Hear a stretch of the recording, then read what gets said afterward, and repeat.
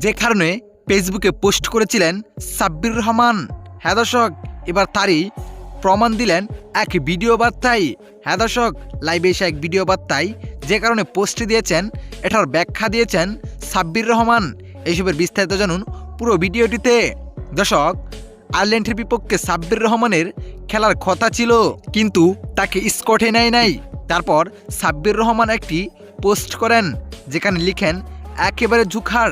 অনেকেই ভাবছেন তাকে আয়ারল্যান্ড সিরিজে না নেওয়ার কারণে সাব্বির রহমান রেগে গিয়ে এমনও পোস্ট করেছেন।